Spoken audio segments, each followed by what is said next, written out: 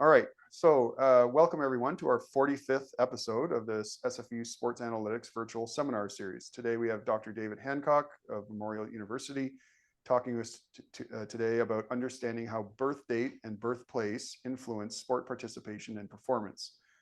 Dr. Hancock is an associate professor in the School of Human Kinetics and Recreation at Memorial University of Newfoundland.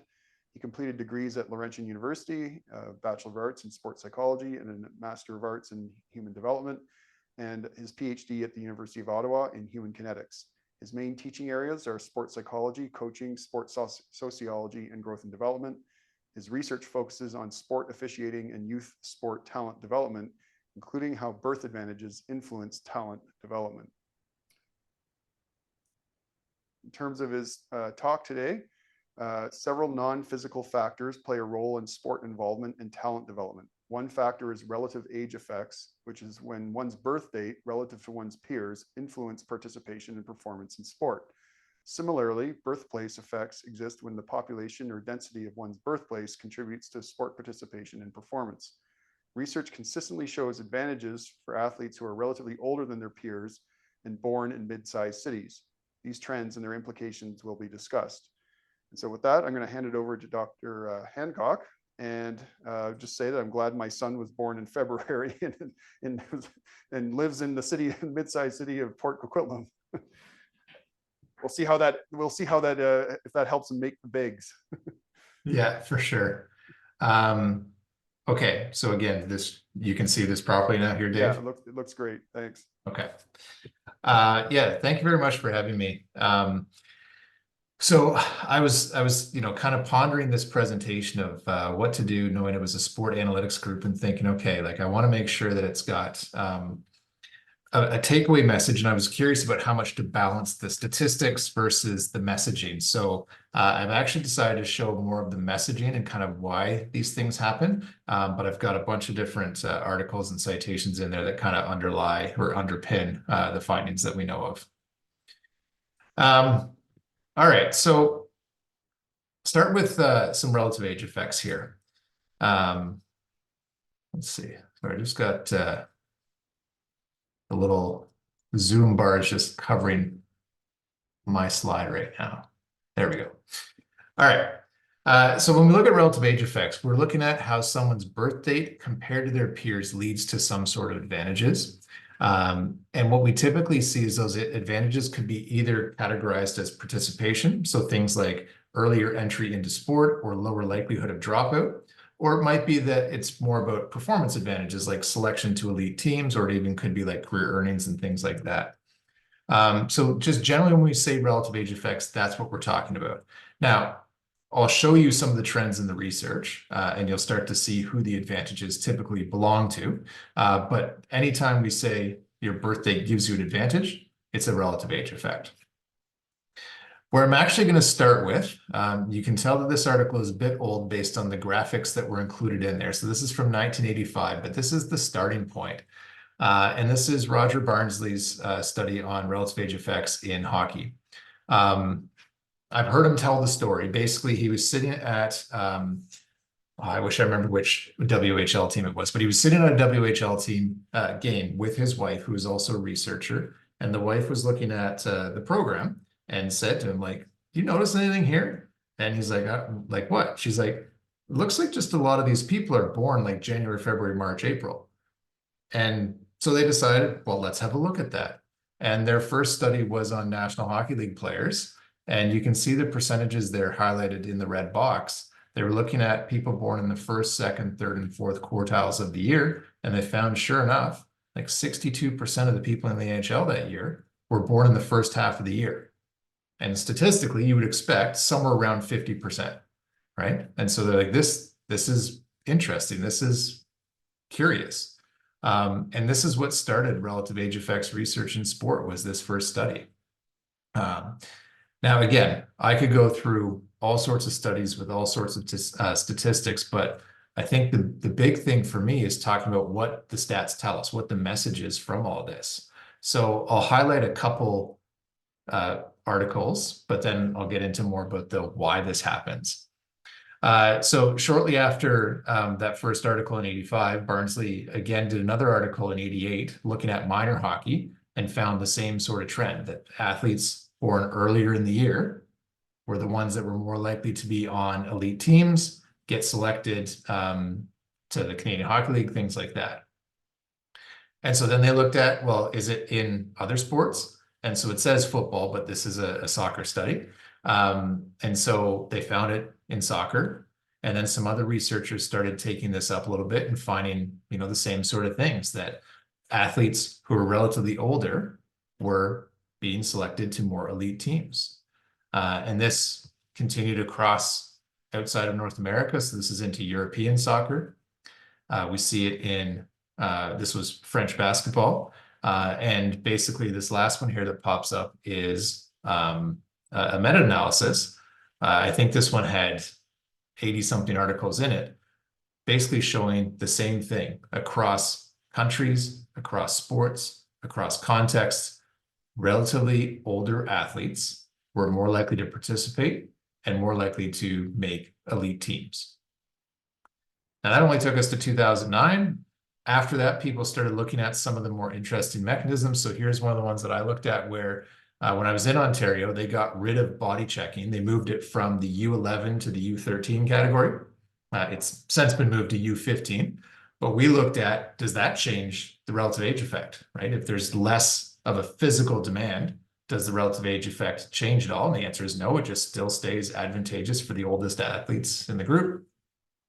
Another one here looked at dropout rates, finding that, yeah, you are more likely to drop out if you're younger. You're more likely to stay in it if you're relatively older. Started seeing, again, career length was different.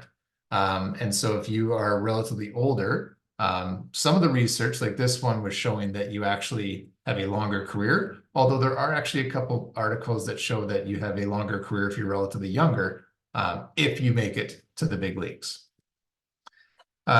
People started looking at the maturity level. So they said, like, is it actual like your chronological age or is it your maturational age? And a lot of it still comes back to it's the chronological age that's the biggest piece. Again, this one I put this one in. This was actually from even smaller countries like Israel, where we see, the relative age effect is still there. But this one also crosses into female sport. And a couple others here also look at female sport, trying to understand, is the effect the same? The one I have there in the bottom left, the one I looked at what we call a second quartile phenomenon. So for female athletes, it seems like the people that are born in the 4th, 5th, and 6th month of the calendar year tend to have advantages. They tend to be the ones that are selected the more elite teams. And we were trying to talking with some colleagues, I'm like, why do you guys think this is? And so the one thing I looked at was maybe, I used hockey as the example. I said, maybe in hockey, the top female athletes would be born in those first 3 months, but maybe they're playing male hockey. And so when we only look at women's hockey, we might be missing them. And I thought, this is a great idea. So I looked it up. No, that wasn't the case, right? The effect was still the same, whether it was the females playing male hockey or the females playing female hockey. Was still advantage for those who are relatively older, but in that April, May, and June month. Okay. So again, all of this to say that we have a lot of research out there. Like that's just, I think, what, 11 or 12 articles I threw up there. There's, a few hundred out there now. Actually, it's even higher than that. I think it's closer to 500 out there now on relative age effects alone. But you can really break it down to some very common trends. Number one trend is that advantages are typically for relatively older athletes. So there are some exceptions. I can think of gymnastics as one, where we actually see that once a female gymnast hits puberty, it's actually advantageous to be relatively younger, right? Those are the ones that typically get selected to elite teams, national teams, Olympic teams, etc. But again, most often it's the relatively older athletes that have advantages. It's most often in team sport. It does exist in individual sports, but it's not quite, the effect is not quite as pronounced. It's not quite as strong. So we see our classic team sports, soccer, hockey, handball, rugby, basketball. Those are the ones where you would typically see relative age effects being strongest. It is a stronger effect in male sports. Not that it's absent in female sports, but it is a stronger effect there. And it's a stronger effect at the youth levels, right? So the impact that you see at the professional levels or national, international levels is not quite as strong as what you would see in the youth levels. Still there, it still exists. It's just stronger at the youth levels. And what you're really seeing is a distribution that looks like this. So can you see my laser pointer? Perfect. All right. So what we're looking at here is just a hypothetical distribution, but it's pretty typical of what you see. So you've got 3 months, 3 months, 3 months, 3 months. So you got our 4 quartiles here. And this is the percentage of people that would be in each quartile. So if you're looking at Canadian birth distributions, like it's pretty close that every quartile is about 25%. There's some variation there. I think it fluctuates from like 24.2 to like 26.8. So a little fluctuation, but just for sake of argument, we would say that this is what you would expect, that each of these quartiles, all things being equal, would have 25% of the athletes in each one. But what you actually see in most of the research is that on any given, like in any given sport organization, you'll probably find about 35% of your athletes are from the first 3 months of the year, about 30% from the second 3 months, about 24% from the third 3 months or the third quartile, and just barely over 10% from that fourth quartile. If you're looking at elite teams, that's probably what you'll see. If you're looking at participation teams, this number, like the first and second quartile, is still almost always higher than 25%. And that fourth quartile is almost always below 20%, right? From all the research we've seen from the 500 plus studies, that's typically the distribution. So it really is a strong, prevalent trend. And it just makes you think, okay, well, Dave, you started by saying like, hey, good thing my son was born in February. When we were planning to have a child, I said to my wife, I'm like, so about the relative age effect. And she said, stop. I'm like, I'm just saying. She said, stop. I'm like, there's advantages. And actually, I'm only talking about sport today, but we actually see that relatively older children do better in school, better in sport, typically see lower diagnosis of any sort of psychological disorders, have lower rates of juvenile delinquency. So there's actually quite a bit of advantage that comes along with being relatively older compared to your peers. All right, so that's the distribution. But I think, again, where I really like to spend time is getting folks to think about why this happens. And so the way I've kind of looked at the research over the years is breaking it into 3 main categories, that there are certain structures within sport that make relative age effects happen. There's the physical development piece that contributes to relative age effects. But the one that I actually place a lot of, maybe blame's the wrong word, but I'm going to go with blame. A lot of blame on is social agents, so people. And I'll get into that one last. But I'm going to start with just some things about the sport structure and why we see this. So if you've operated sport at any level, you know that you have to group children in some sort of way. You can't just say, okay, well, who wants to show up and play on this team, and have a 15-year-old and a 7-year-old trying to play for the same team, right? So typically what governing bodies do is they create age bands, right? So you have a 1-year age band, depending on the population or I guess the population that you live in. But even in a 1-year age band, you might have children who are 364 days different in their birth date. And then there's a 2-year age band, right? So most of the sports that my son plays here in Newfoundland, like we don't have a huge population, especially outside the main city of St. John's. So most of the sports they run are 2-year age bands, which gives you up to 729 days difference. He's actually playing lacrosse right now, not a popular sport in Newfoundland. So he's in a 6-year age band, right? So he's playing with kids who are driving themselves to lacrosse, and he is definitely not there. But we have to have these things. Like this is part of the process to regulate sports, these age bands. And this is kind of where we have, that's like our starting point, our mechanism. And you might be thinking, okay, well, let's go to that 1-year age band. Like, does that really make a huge difference? Well, let's take a look. Imagine two kids born in 2015, right? So I've got one circle at January 1st, another circle at December 31st, right? In 2015, a lot of sport groups now just do their categorizations based on calendar year. So this would be a typical selection year.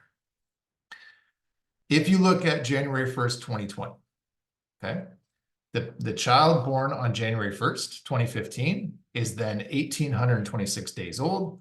The child born December 31st is 1,462 days old, which means the child born January 1st has been alive 20% longer. And if you want to put that into some contextual terms, that's like saying someone who's 40 and someone who's 50 are at the same developmental level, right? When you think about that, like there's no way you would really say, oh yeah, 40, 50, yeah, that's all the same, right? That's the kind of difference we're talking about in terms of development when we look at even just a 1-year age band. Now, obviously, as that age band goes further and further in time, that percent difference gets smaller. But at age 5, which is a typical age where kids start to enter into sport, it's a 20% difference in how long they've been alive, right? So that does actually become quite significant. And now, hopefully some of you have thought, well, you keep saying like January 1st, like, maybe it's about the day you're talking about. Maybe it'd be different if there was a different day that we ran our sports by. But actually in the mid-90s, FIFA, the governing body for soccer, changed their selection year. So they used to have an August 1st to July 31st selection year. In 96, they changed it to just make it calendar years, which made it easy for everyone. If you're born in this year, you all play the same. Okay? And there was a study done on how relative age might have been impacted by this. And what they found was relative age effects immediately shifted to advantage people who were born in January, February, and March. Whereas in the 90s, before that change was made, relative age effects benefited those who were born August, September, October. So it's not so much the month you were born, it's how close to that day one of your age band you were born. And the closer you're born there in most sports, you're going to have advantages. So if you're thinking about those sports structures, you might wonder, can we do anything about it, right? Can we change it? Can we have any interventions? And there are a couple interventions that have been offered. Again, if you operate any sort of sport, you will see why this is not the easiest thing to do. One of them is to do what they call biobanding, right? So you would take a 2-year age band, but within that 2-year age band, you would weigh or measure the kids in some sort of way and split them into separate groups so that you might be older than someone, but you'd be similar in height and weight. Okay. Definitely possible, definitely challenging to actually pull off. The other one is even, I think it might be even more difficult. So basically you would look at 4-year process for how you run your age bands. So in year 1, you would say, okay, our oldest athletes are born January 1st. In year 2, now our oldest athletes are born July 1st. In year 3, now it's April 1st. Year 4, now it's October 1st. And so in every 4-year cycle, every child has one year where they're in the first quartile, one in the second, one in the third, and one in the fourth, right? Again, that would probably balance out some of those advantages the relatively older athletes get. But I can't imagine any governing body being like, yeah, let's take this on where we're going to have at different times 3 calendar years, all kind of mixing about in these different age bands and the logistical nightmare that might present. So there are some offerings about how we could maybe avoid relative age effects, but they just seem so impractical that I don't think those are going to happen. Another part within the sports structure is just thinking about the depth of competition, right? So different sports, they mean different things to different people depending on where you live. And so I give the example of cricket, right? Cricket is not necessarily the most popular or meaningful sport in Canada, which is why it's got the smaller arrow there. India, much bigger, right? It's a huge sport in India. Whereas if we look at hockey, again, in India, it's like, all right, well, we don't care about hockey. And if you say hockey in India, most people probably think field hockey first before ice hockey, right? But it's much more meaningful in Canada. And so if you have sports that have more meaning, you typically have more people playing them. So then you have more teams that are trying to be competitive. You have more tryouts. And if you have more tryouts, you have more likelihood of a relative age effect. Okay? So if you don't have age bands and you don't have any sort of depth of competition, you're probably not going to see a relative age effect. But if you have those things, somewhere in your system, you are likely going to see that relatively older athletes are likely going to be advantaged, like I said, except for a few exceptions in certain sports where that's not the case. One of the most interesting studies, though, in the past decade looked at, can you actually reduce relative age bias in the tryout process? And so just real quick with this study, what they did was they had videos of athletes trying out, and they had groups of evaluators watching the athletes. And the evaluators either knew nothing about their age, or they knew the players' birth dates, or in the third condition, the jersey number the athletes were wearing equated to their age order compared to their peers. So the oldest kid on the field wore number 1. The second oldest wore number 2, the third oldest number 3, all the way down. And what they found was in that third condition, if evaluators looked at those athletes and saw that their number equated to their relative age ranking, their selection of players at that point actually did not have a relative age effect. They were much more aware of the fact that, okay, well, maybe I'm only thinking that number 1 is good because he or she is big. And so it actually removed a bunch of that bias with relative age. So that's one that organizations could easily consider, is when we try out, we're just going to number our athletes based on their birthday. And the evaluators would have that information available to them and maybe reduce some of that bias. All right, so now I'm going to jump into the development piece. Right, so for it, I've got, I measured my son yesterday on his height, and I plotted it here, 92nd percentile. So I was like, hey, good, he's on his way, which is pretty good considering that his mom is 5 feet tall. Okay. Measured him today, 69th percentile. What happened? Feel free to, if you know, feel free to open your mic or put it in the chat. What happened that made him drop from the 92nd percentile to the 69th percentile? And Dave, you might know because it's the reason that we started a little bit earlier today.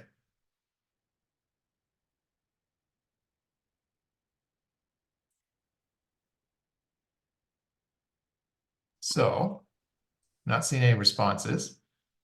It's his birthday, right? So if you measured him yesterday as a 12-year-old, he's in the 92nd percentile. You measure him today as a 13-year-old compared to other 13-year-olds, he's in the 69th percentile. So again, and this is at age 13 for him, it's a huge difference that growth can make depending on where you're classified with the other people around you. So I've given an example here. If you look a little bit younger, so look at the average 8-year-old versus the average 7-year-old plus 1 day. Okay. So the 8-year-old would be 58 pounds, 51 inches, and would compete in the same age division as someone who is 7 years old plus a day, who is 7 pounds lighter, 3 inches shorter. It might not look like a huge difference. It absolutely does not guarantee skill advantages or disadvantages, but it does contribute to people's perceptions because we often think bigger is better, especially making team selections in like team invasion sports. So it might not seem huge, but it becomes a really big aspect of relative age effects is just how we interpret growth. The other side of that is looking at maturation. So a little bit different. So when we talk about maturation, we're looking more at all the biological processes that are associated with puberty and aging. Those would be kind of maturation.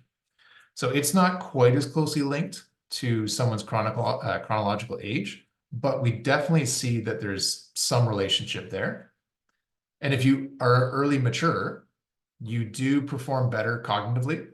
You do have more advanced coordination, and that could be like hand-eye coordination, eye-foot coordination, but also like just how you can coordinate your body and muscles to activate when you want.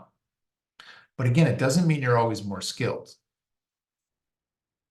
What actually happens, though, is that when you put those two things together, when you see someone who has advanced growth, advanced maturation, it's usually someone who's relatively older.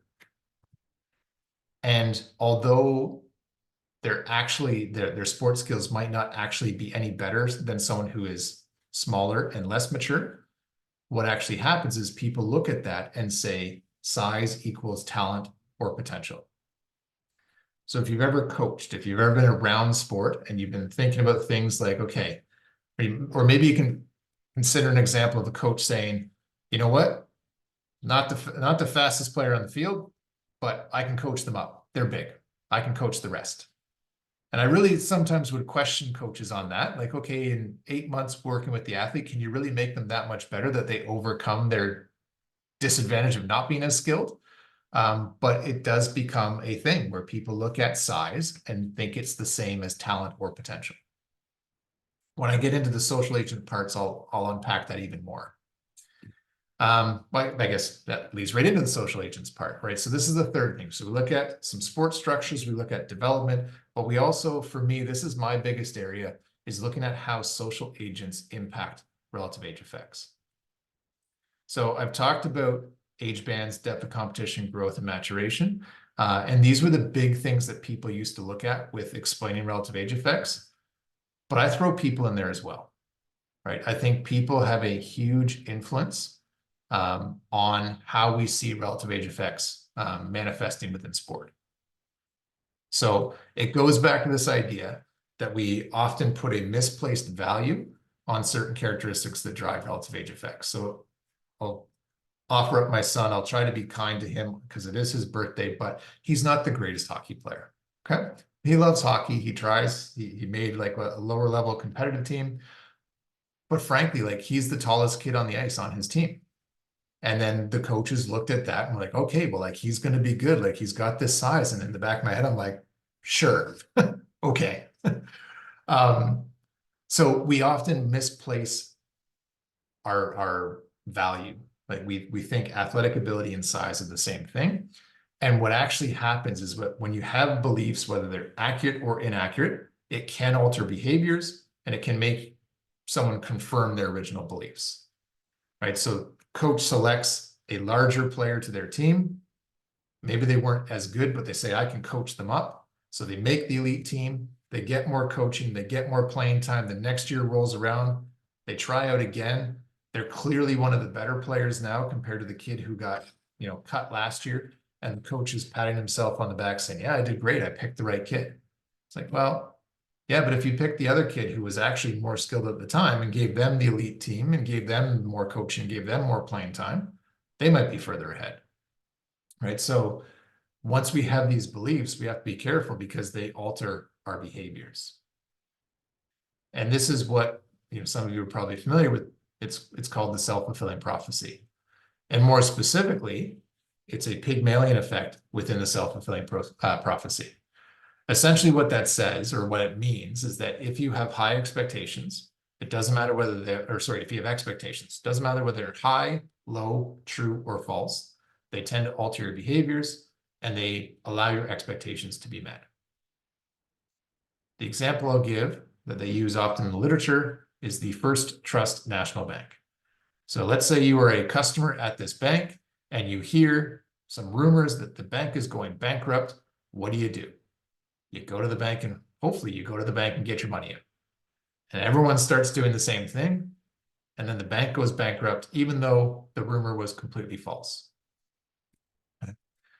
Depending on where you are in your academic career or in your career, you might think back to your academic days and think maybe there was a time you thought, I'm going to absolutely ace this exam. So you studied and you studied and you studied and you did really well. Or maybe you thought, I'm going to bomb this exam. So you know what? I'm not even going to try. I'm going to go out to the pub down under in Laurentian, where Dave might have spent a few days. Yeah. I'm going to, go drink it with my friends. And you know what? I'm going to take the exam and I bombed and I say to myself, yeah, see, I knew I was going to bomb, right? This is what a self-fulfilling prophecy looks like. And this is kind of a grainy model. And there's a lot going on. But the biggest thing that I was looking at with this model are these connections here between parents' expectations, coaches' expectations, and how they influence athletes. And basically what we were looking at with this model is saying that parents put an expectation on relatively older athletes, and they put a lower expectation on relatively younger athletes. Coaches do the same.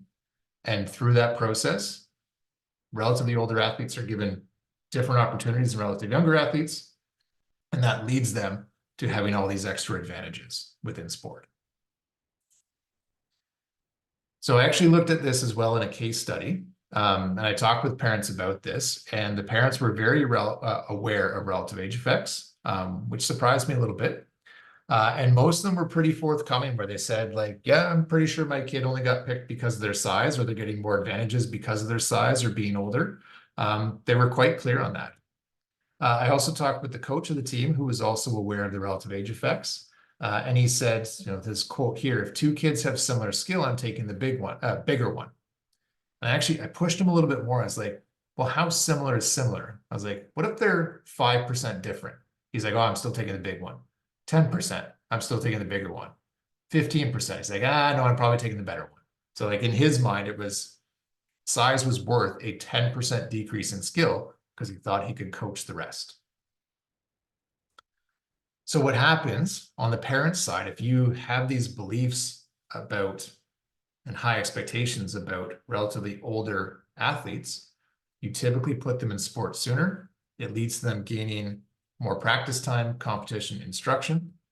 It might then also lead those parents to feel like they should maybe invest more within those sports, so they're more willing to pay for additional sport camps, specialized coaching, travel for their sports, right? All because of this expectation, because of their relative age. On the coaches' side, they might not be the ones that are starting the relative age effect. They seem to be selecting teams from an already skewed talent pool, right? A pool of athletes who are already relatively older. But if they have higher expectations of these relatively older athletes, again, it might explain why there are some selections based on size rather than talent and potential. It also might lead to them giving more instruction, more feedback, more playing time to these relatively older athletes because of these misperceptions of size and talent. So I don't want to go too long on relative age effects. I could talk about it for another 30 minutes easily, but I hope you can see that, there's this constant effect. It is partly due to the sport structure.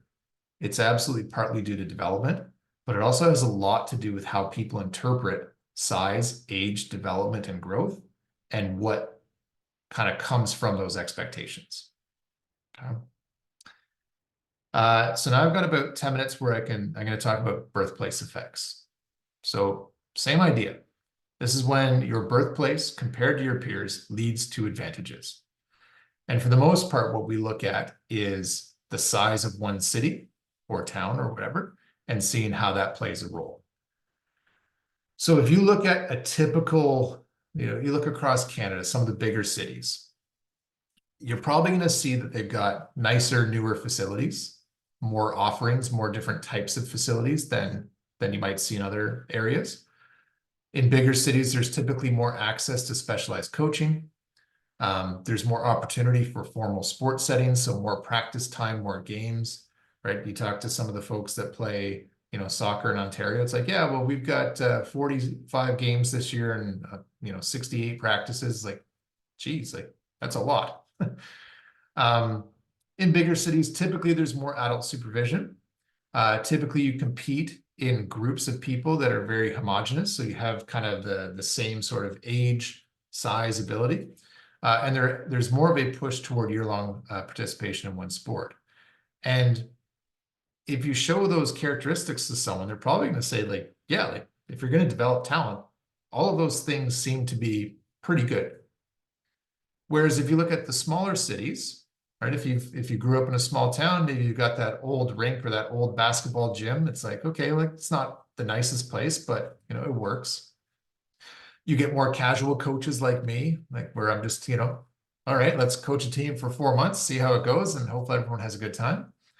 You do get some of those formal sports settings, but you also get more informal ones where it's just like, playing basketball outside or playing soccer outside or whatever the case may be. There tends to be less adult supervision. There tends to be a lot more variability in athletes' age, size, and ability. Again, my son's playing in a 6-year age band, so stuff like that. And seasonal sports are far more common, where it's like, okay, well, our sports season runs for 4 months to 6 months, and then you play something else. Again, if you're looking, you might look at that list and say, yeah, I could see that bigger cities are maybe more optimal for developing talent. Well, in 2006, there was a study on this. And again, this was kind of the one that kickstarted birthplace effects. So I'm going to show you a number of sports. The charts are going to look pretty much the same. So I thought I'd orient you to that first. So in the first column, you're going to see the city size, right? So these are the different categories. The first ones you'll see are US data. So you're going to see, some bigger cities there, like the top category, greater than 5 million.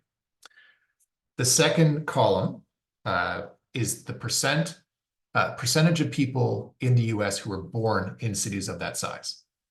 Okay, so I think the US population, I think 10% of the population was born in a city of 5 million people. The next column is going to tell you the percentage of athletes for the given sport that we're talking about that come from those city sizes. So again, all things being equal, you would expect if 10% of the population is born in a city of greater than 5 million people, there should be about 10% of NHL players born in cities of greater than 5 million people. The second to last column is an odds ratio. So hopefully most of you are familiar with odds ratios, but if you're not, the basic principle is it tells you how likely something is to happen. So if you see an odds ratio of 2, it means it's twice as likely to happen. If you see an odds ratio less than 1, it means that your odds are diminishing of something happening. And the last column is the confidence interval. And basically what you're looking there is that if both numbers are greater than 1, we have something statistically significant. If both numbers are less than 1, it's also statistically significant, just it's a less likely outcome. So hopefully that orients you for the next few slides here. All right, a lot of numbers. All right, so I'm going to use a couple things to direct your attention. If you look at this red bar, everything above the red bar has an odds ratio less than 1. Everything below it, odds ratio greater than 1. So what that means is that if you were born in a city of 500,000 people or more, your odds of making it to the NHL go down. If you're born in a city of 500,000 people or less, your odds of going to the NHL go up. And look at this. If you're born in a city, this is again for US athletes, city of 50 to 100,000 people, you are almost 19 times more likely to go to the NHL compared to any other city category. Okay. So, at least for hockey, this kind of mid-sized city seems ideal. So, let's look at baseball. And while the numbers change, the trends do not. Greater than 500,000 people, your odds go down. The 50 to 100,000 people, almost 21 times more likely to make it to Major League Baseball than from any other city category. How about basketball? Exact same trend, right? Same split line of over or under 500,000 people. Same optimal category is the city of 50 to 100,000 people, almost 11 times more likely to make it into the NBA if you're born in that city size compared to anything else. We can go football, exact same trend, right? We can go individual sport. We'll go golf, exact same trend. 11 times more likely to make it to the PGA if you're born in that city size. So I would like to think those are fairly robust data, right? You've got a number of different sports, all with the exact same trend showing that if you're in a city of more than 500,000 people, you're less likely to make it to elite levels of sport. Now, I did a little bit of work in this area as well. We looked at the Ontario Hockey Federation. And so this is data from almost 150,000 athletes. And we were just looking at participation trends across city sizes. So you can see the city sizes changed because Canadian population is obviously quite a bit smaller than the US. But we see a trend as well. If you're born in a city of 100 to 250,000 people, you are less likely to participate in hockey. And if you're born in under 100,000 people, you were more likely, with the ideal city category being 1,000 to 5,000 people. Right? If you're born in one of those smaller towns, you're 4.5 times more likely to play hockey compared to all those other city categories.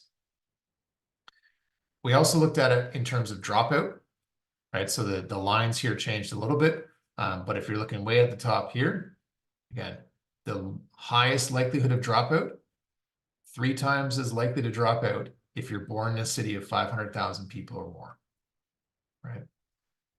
So again, we think about these trends as being fairly robust, that if you are born in a city that's larger, you tend to not participate as much, you tend to drop out earlier, you tend to not make elite teams or elite levels. If you're born in those mid or smaller cities, far more advantageous. So I go back to this slide, right? So maybe the optimal facilities don't contribute to talent development. Maybe the specialized coaching isn't as important as we think.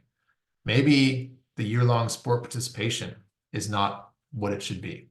And I think there's a lot of research that backs up these sorts of things to show that the ideal actual talent development is more informal settings, more seasonal sports. And that's what we typically get in smaller and mid-sized cities.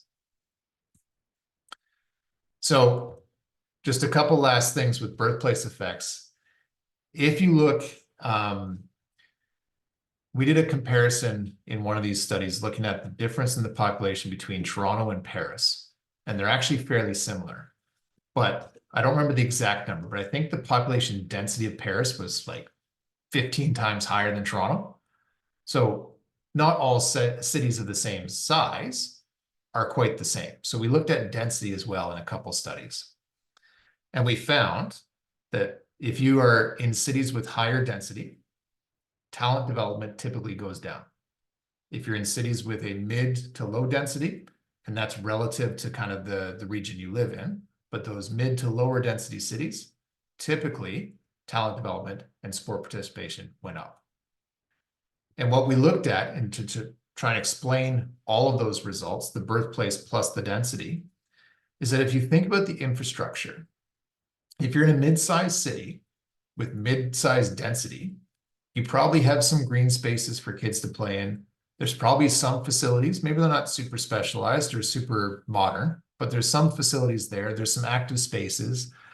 And there are some competitive teams you can make, but it's not so stratified. Like it's not like, okay, well, we've got AAA, AA, single A, double B, double C, single C, all the way down like that. Like it's maybe you've got 2 or 3 competitive teams, but then you've got, the rest of them being kind of your recreational house league type teams.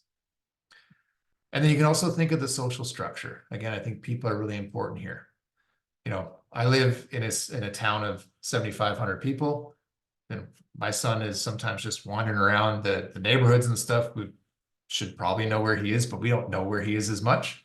When I lived in the US, I lived closer to Indianapolis, and we were far more concerned about safety, right? So in smaller and less densely populated areas, public safety is typically higher and seen as being safer.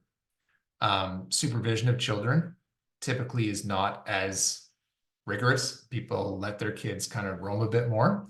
And sports and athletes who are doing well in sports typically have more meaning and value to the community, right? Like if you're in a city of 10,000 people and one of those kids makes it to the National Football League, everyone's over the moon about it. If you're in a city of 5 million people, it's like, okay, sure, good job. Right, so there's different meaning as well in those communities. All right, so I will leave it there. I'm certainly happy to take some questions from anyone that has them, but hopefully it gives you a little bit of insight into birthplace and birth date and how it might influence talent in sport. Great, thanks very much, Dave. That was a really interesting talk.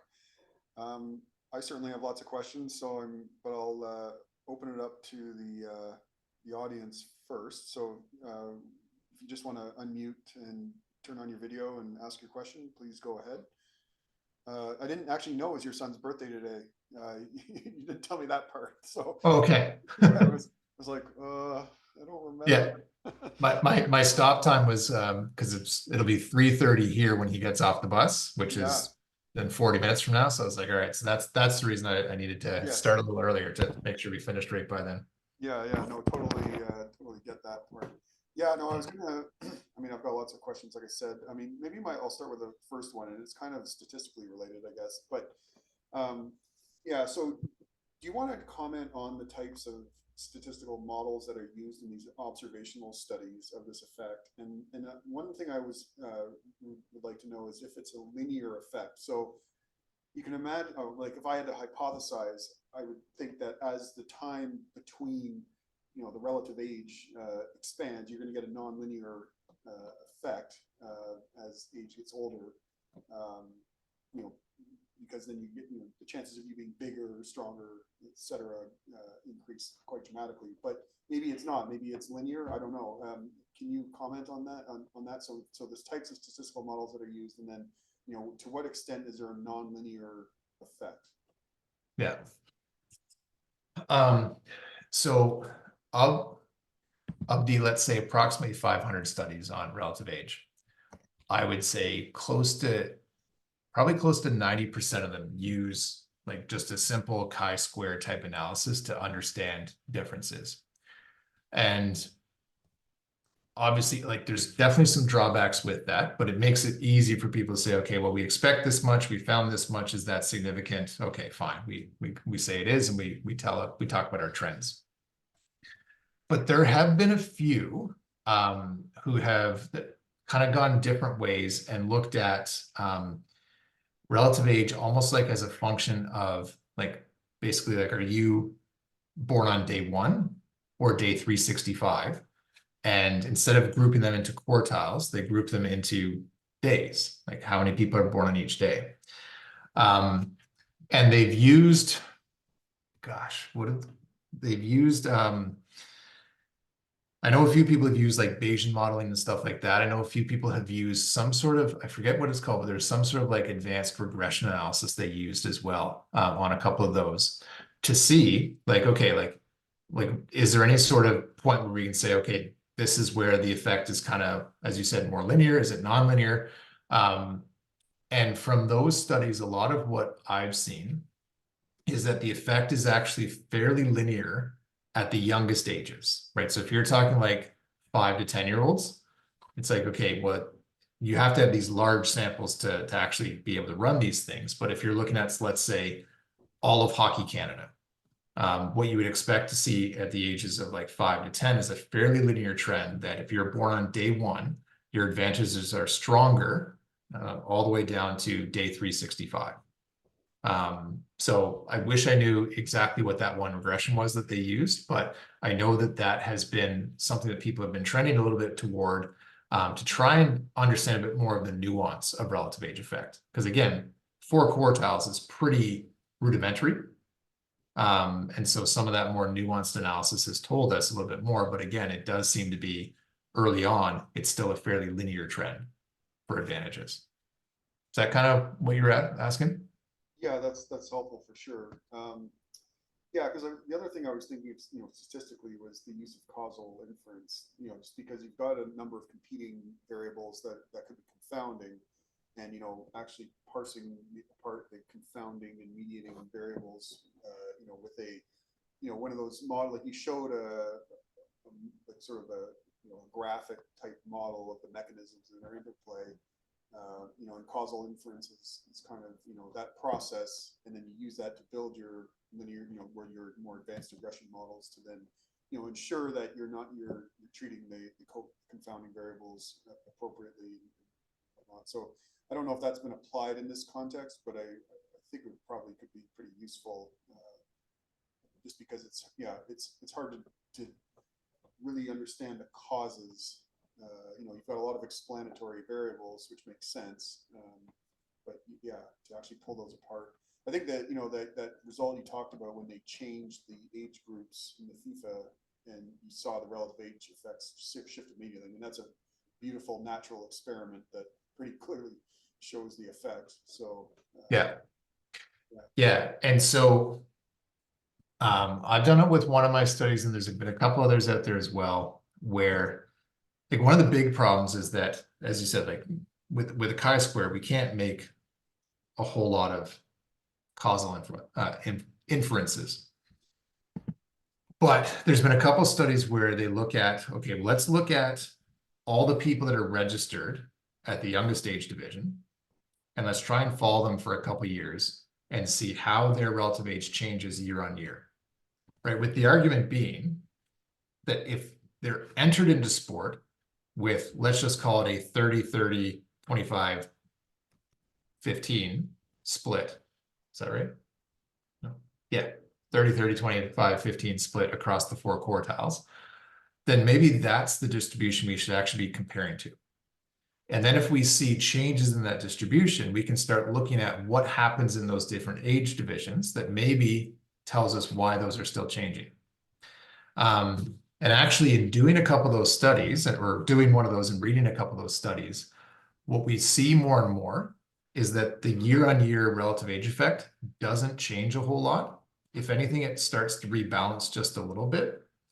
And so it puts more and more emphasis, at least to me, on why are parents not putting their kids into the sports system at those youngest ages, right? So one of these studies that I did was with Hockey Canada. And at the time they were running that initiation program, which kind of replaced hike hockey. And it was, everyone comes and plays. There's no teams. We'll do some practice stuff. We'll split kids up at, have them play some, small sided games and things like that as well.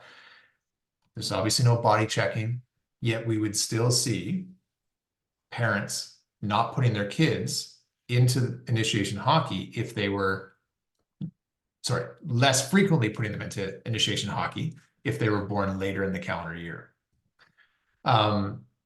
So I think that's one of the things that I kept coming back to was if it doesn't change a whole lot year on year, what does that mean for that first initial entry into sport? I think the other thing is that there are a few, I can think of a handful of studies where people are starting to look at some of these mechanisms, like, the one I gave about how coaches reduce their relative age bias if they know the age of the athletes, right? We looked at the one study where, okay, the body checking rule changed. How did that influence relative age, right? We mentioned a couple other ones with the FIFA change in a year. How did that change relative age, or how did it impact it? So there's a few studies that have done some work in that area that give us a little bit more insights as to why the relative age effect might happen. But again, a lot of them seem to come back to a huge part of it is simply how we perceive size as being the same as talent. Tom, you have a question. Hello, Dave. Thank you very much for your talk, and happy birthday to your son. I don't actually celebrate birthdays anymore, but I guess that's just a different thing. I wonder if you talked a little bit about the idea that, maybe a thing that can be done is instead of grouping on age, you group on some other aspects of physiology, the size or whatever. But of course, grouping a 10-year-old and an 8-year-old that are the same size together means the 10-year-old still has other developmental advantages, coordination and whatnot. But I wonder then if some sports that are naturally stratified, such as wrestling, is there still an age effect in a sport like that? We can pull the big people and the small people apart.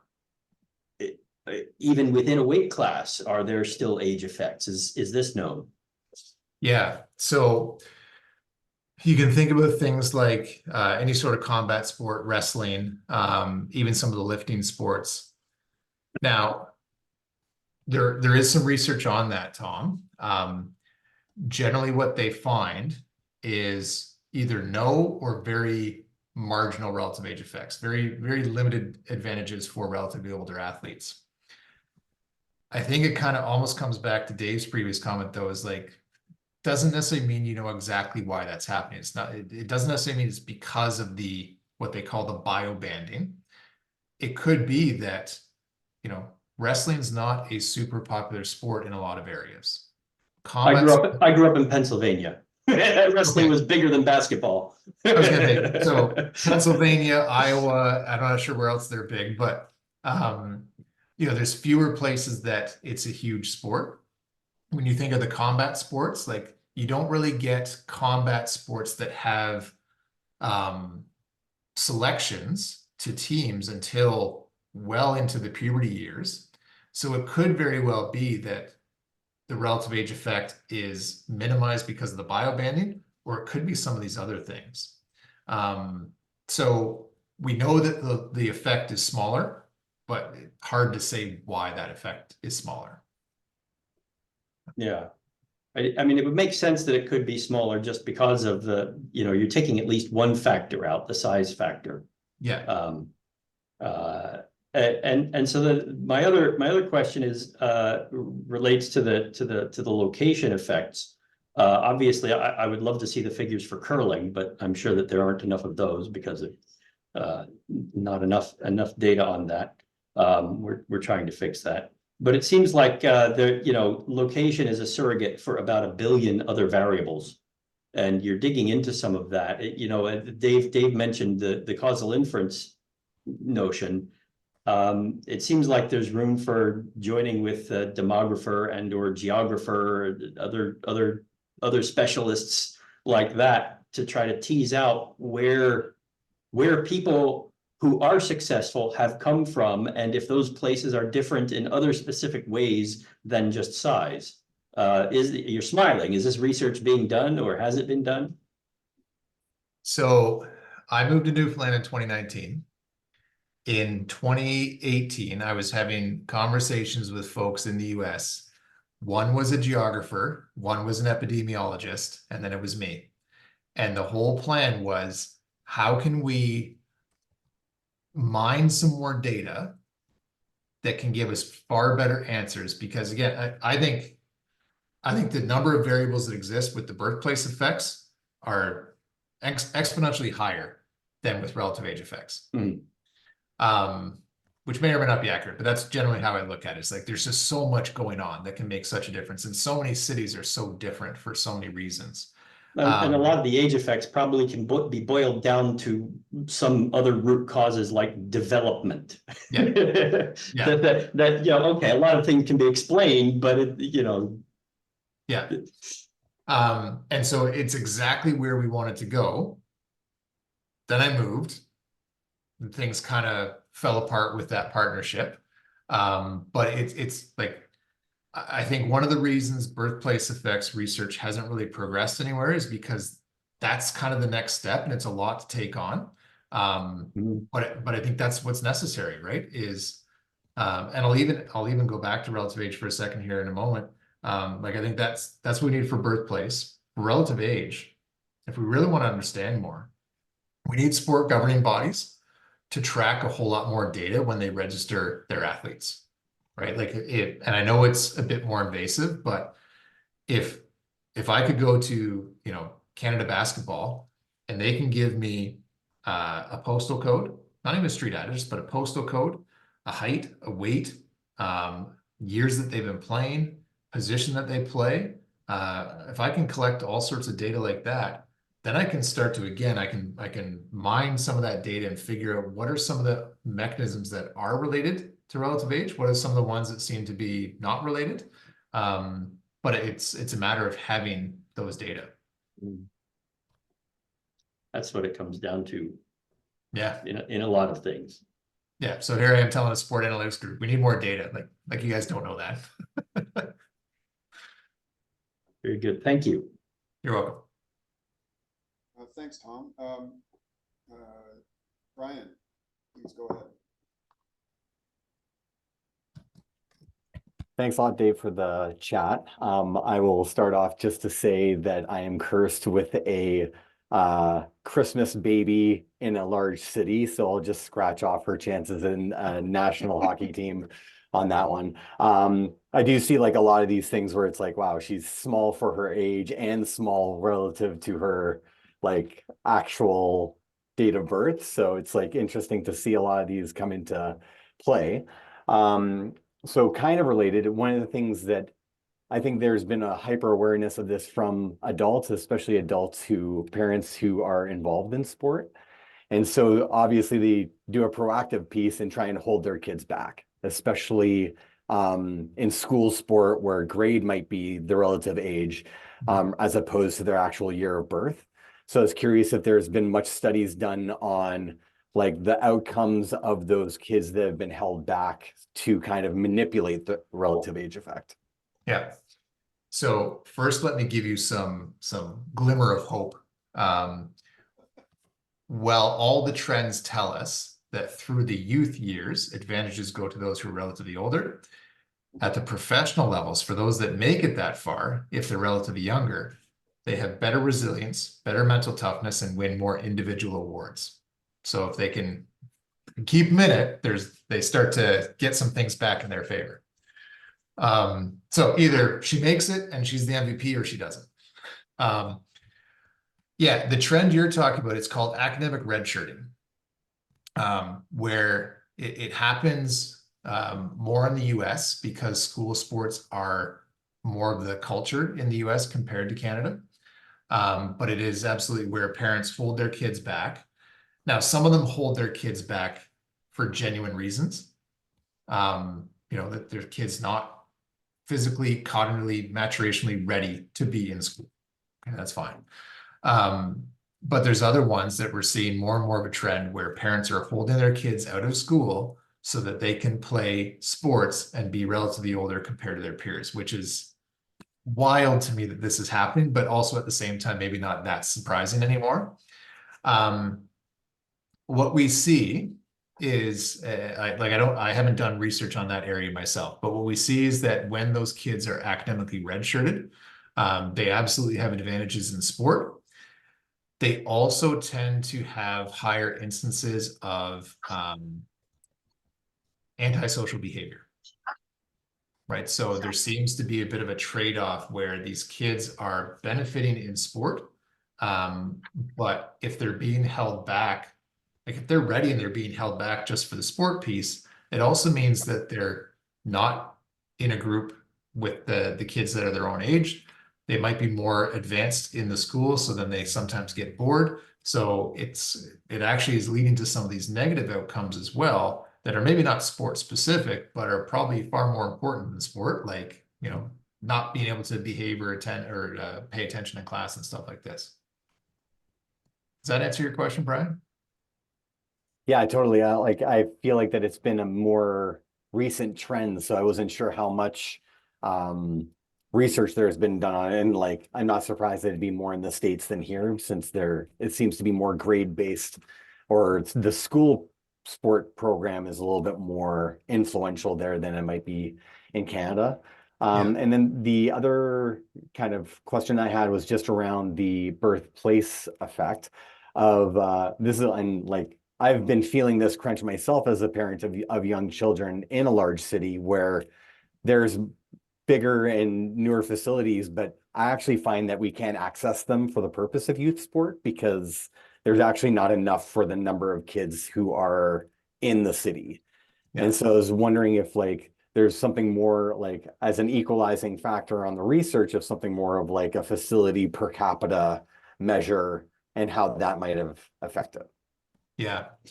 Yeah. And so there's nothing I know of that's done that, but that kind of goes to what I was saying with Tom about like get a geographer, a sports scientist, and an epidemiologist together and start plotting anything that we can collect about different cities. So, the way you just phrased like facilities per capita is great.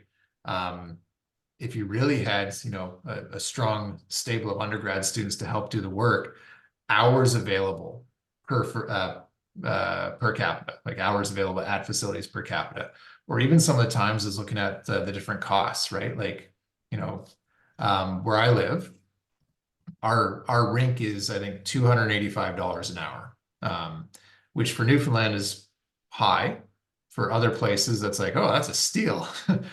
But if we're willing to take a 20-minute ferry ride, we can go play on Bell Island for like, I think theirs is $75 an hour, right? So like facilities access could be time, but it also could be money that is a barrier to access. So, I think like those are the things that, again, we don't know necessarily. But I would strongly suspect that they have a huge role in why bigger cities don't produce as many elite athletes. Like I said, because they're there, it doesn't mean they're accessed or cheap to access. I can think about when I was younger, we had, a couple of the school gyms in the summer. Like you could go to the school gym and just open the door and walk in and play. Like you're not going to get that in downtown Vancouver, right? Great, thanks a lot. You're welcome. Great questions, Brian. Thanks for those. I have a question. So I noticed in my coaching and watching my kids, as they get older, like often the smaller children are more coordinated. Is there any truth to that? Like, in a nice sport, like you see they skate faster, their skills are better compared to the bigger kids who are more, take time to grow into their bodies, quote unquote. So though my background is more on the sport psych side, I have taught growth and development, motor learning. And one of the things we do talk about is that as kids grow taller, their strength and mass growth tends to lag just a little bit. It's stronger during like the first 2 years of puberty, that lag.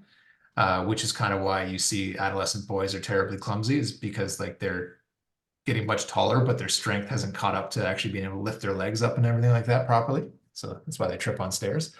So I haven't seen research on that effect, Dave. But it could very well be that because that growth doesn't quite happen at the exact same time the strength goes up, it could be that some of those things might impact coordination.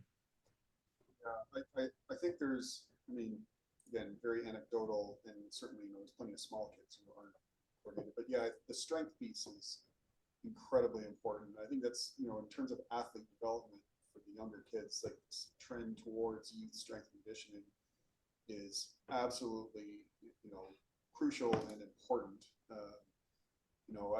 I think, even in my own life, like I wish I had access to the proper strength and development, and in my own personal life here, coaching kids, like that's the one thing I'm sure that they got, and it seemed to make a big difference in their athletic development. If you can put some muscle on them earlier, then yeah, especially for the younger ones, just seems to help all around, not even just their athletic pursuits, but their scholastic. This builds confidence, right? It's hard to be confident when you don't have strength or physical strength, that is. So yeah, I think that will, it's not going to erase the relative age effect, but it can certainly help some of those kids who are sort of on the bottom end. Yeah, but it's a great perspective to, like, if you were sharing that with coaches who are about to make talent evaluations, it's like, okay, well, remember, like you might see these taller players, but are they coordinated? Are they as fast? Are they able to do the same things that these smaller players can do? And maybe sometimes they can, but there's probably a lot of times that they can't. Yeah, no, there's no guarantee. You really have to watch, and it's very hard in any tryout to pick out who's really going to excel and who's going to be disappointing, I guess. Higher expectations based on that size or how they show in the tryout, it just doesn't seem to translate to the sport itself. And there are lots of examples of that. So yeah, okay. Well, if there's no other questions from the audience, I'll give you 10 seconds to show your hand. Just as I very slowly draw this out to a close, I just want to thank Dave, for an excellent talk again. And yeah, I'm sure there's lots of opportunities for, data mining and stuff, if we can get access to the data and some of these more granular questions and picking apart of variables would be really interesting to see. But it's a fascinating topic, and so we really appreciate you sharing and defining all the constructs associated with it, because it's obviously super important in sport and athlete development for sports organizations to understand. So thanks again. All right, and thanks everyone for tuning in, and for those who are going to watch later online, appreciate that. And Dave, thanks for inviting me.